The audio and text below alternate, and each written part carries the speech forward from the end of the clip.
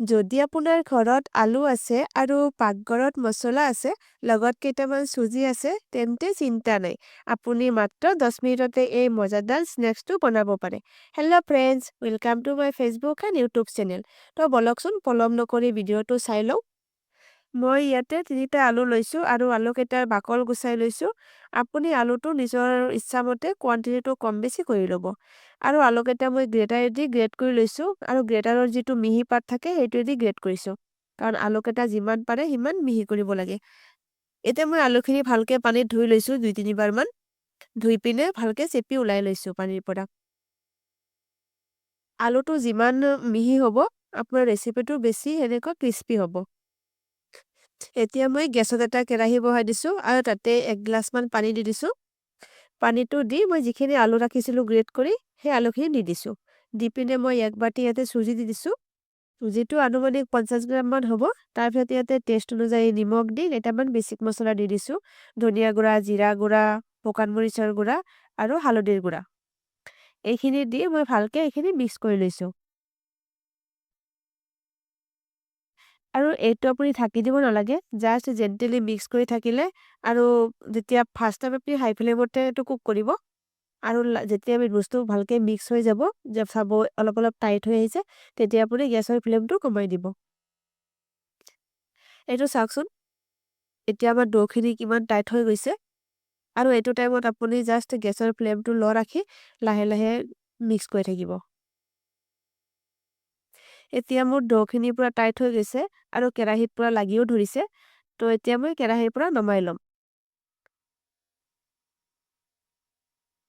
তাৰ কাৰণে বাচন এটা লৈছোঁ আৰু তাতে মই ডোখিনি দি দিছোঁ আৰু ডোখিনি মই ফাৰ্ষ্ট অলপমান ঠাণ্ডা হ'ব দিম, যিহেতু এইটো বহুত গৰম আছে।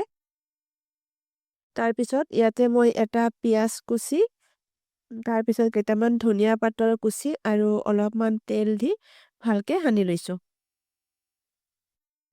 ইয়াতে একো মছলা ইউজ কৰিব নালাগে।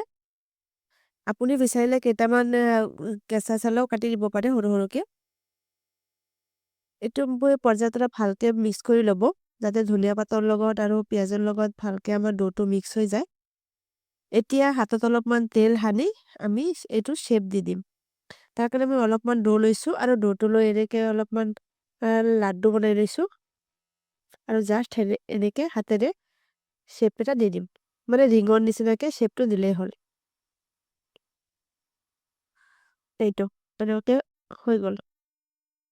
আৰু এটা মই দেখাই দিছোঁ। এই বহুত ইজি আৰু টাইমো নালাগে ইমান।